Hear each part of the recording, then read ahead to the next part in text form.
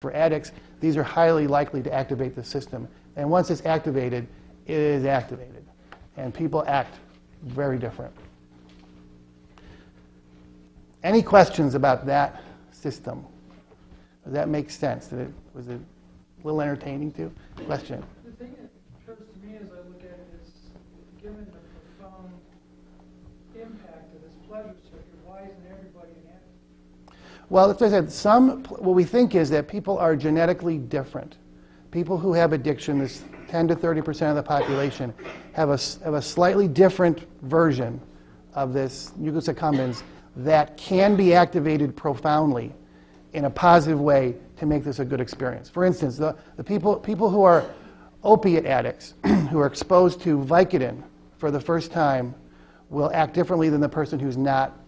A person who's not a Vicodin addict who gets Vicodin will become slightly nauseated, lay on the couch and say, I really don't want these pills anymore. I'm going to stop them as soon as I'm done. There are probably some non-Vicodin addicts out here. A Vicodin addict will take a Vicodin, feel great, clean a garage, mow the lawn, mow the neighbor's lawn, and start calling people and going shopping. I mean, it's a very different response. Those are 10 to 30%. The rest of the people act differently. And we think it's genetic. There are genetic markers that do indicate that. Yes?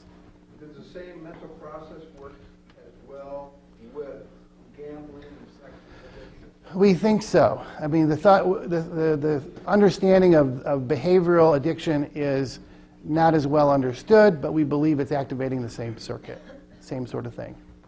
People who have gambling addiction, the gambling, for whatever it does, sets off the system in a way that's just very fundamentally different from the person. So if you lost $100 on March Madness, the first would not be inclined to bet again? If you're normal. You know, I mean, I know people, there are people, gambling addiction I can understand because is very different because I'm not a gambling addict. I know people who are, and to me, I hate to lose. So I don't want to gamble. But to those people who get such a pleasure out of gambling, the losing part is really insignificant to the thrill of winning. So anyway, back to this, abnormally salient. So I'm going to just drive the point home. The brain remembers, the brain will do this sort of thing. What this means to a lot of people, and it may be hard to wrap your head around this if you have a loved one who's an addict or if you are an addict, the problem in recovery then becomes trusting the brain after that. And it is a bit of an issue.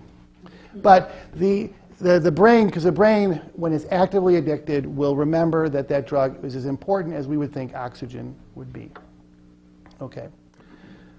All right, so prescription drugs. Are these a problem? Yes.